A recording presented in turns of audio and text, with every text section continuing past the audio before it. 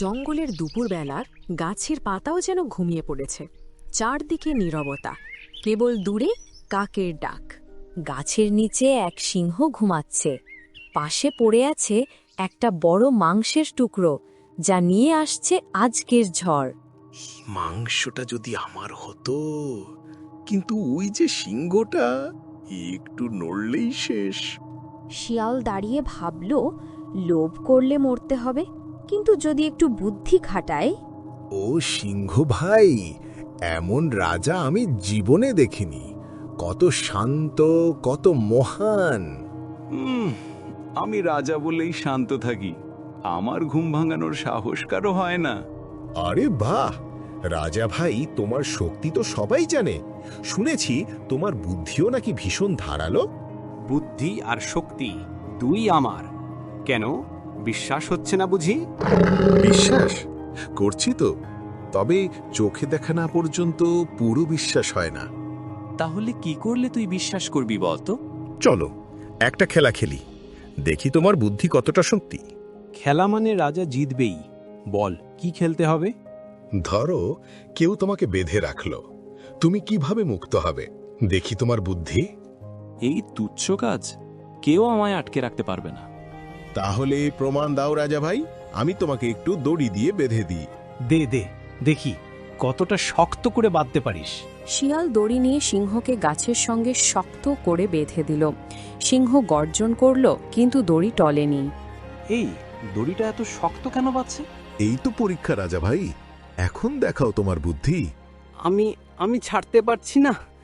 এই দড়ি কে বানিয়েছে রে? মনে হচ্ছে রাজবুদ্ধি আজ একটু ঘুমাচ্ছে। শিয়াল দড়ি টানতে লাগলো, গর্জন করল, কিন্তু ব্যর্থ। শিয়ালের মুখে হাসি ফুটে উঠল। এই শিয়াল, খুলে দে, না হলে ছেড়ে দিলে তোর দশা খারাপ হবে। উফ, রাজা ভাই ভয় দেখাচ্ছেন, কিন্তু আগে নিজেকে ছাড়ান, তারপর তো আমি ধরা পড়ব। এই দড়ি তো ছাড়ছে না রে, খুলে দে। আমি প্রতিশ্রুতি দিচ্ছি, তোকে ক্ষতি করব না। প্রতিশ্রুতি? রাজারা কথা রাখে তো। এইবার রাখব, আমি কথা দিচ্ছি। শুধু দড়িটা খুলে দে। ঠিক আছে, তবে মনে রেখো, বুদ্ধির সঙ্গে লড়লেই রাজা হারবেই। শিয়াল দড়ি খুলে দিল। সিংহ ধীরে ধীরে মুক্ত হল, কিন্তু মুখে লজ্জার ছাপ। আমি ভেবেছিলাম শক্তিই সব, কিন্তু আজ বুঝলাম বুদ্ধিই সত্যিকারের রাজা। রাজা ভাই, এখন তো তুমি আমার ছাত্র হয়ে গেলে। তুই দুষ্টু বটে, কিন্তু মিথ্যে বলিস না। আজ তোর কাছে একটা বড় শিক্ষা পেলাম।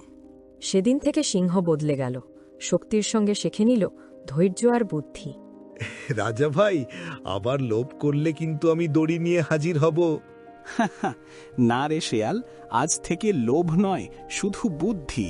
জঙ্গলে শোনা গেল হাসির আওয়াজ। পাখিরা ডেকে উঠল, চতুর শিয়াল জিন্দাবাদ।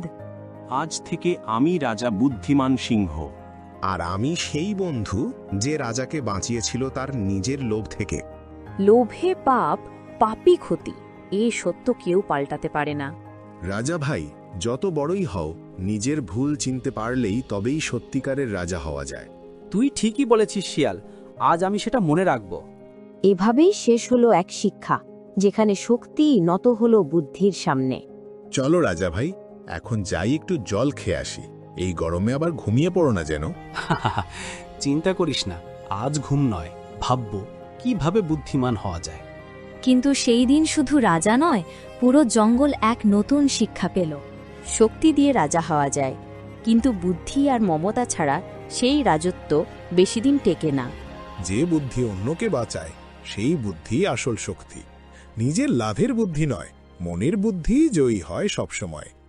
আজ বুঝলাম, রাজত্ব মানে শুধু শাসন নয়, মানুষকে, প্রাণীদের আর নিজের মনকে বুঝতে শেখা। লোভ চোখ বন্ধ করে দেয়, কিন্তু জ্ঞান চোখ খুলে দেয়। যে নিজেকে বুঝতে শেখে, সেই সত্যিকারের রাজা। আর সেই দিন থেকে জঙ্গলের ইতিহাসে লেখা হল, চতুর শিয়ালের বুদ্ধি আর সিংহের হৃদয়, এই দুটো মিলে গড়ে উঠল নতুন রাজত্ব। গল্পটা ভালো লেগে থাকলে একটা লাইক দিও, বন্ধুদের সঙ্গে শেয়ার করো, আর এমন আরও সুন্দর গল্প দেখতে সাবস্ক্রাইব করে রেখো ফ্যাক্টস্টোন চ্যানেলটা। তোমাদের ভালোবাসাই আমাদের প্রেরণা।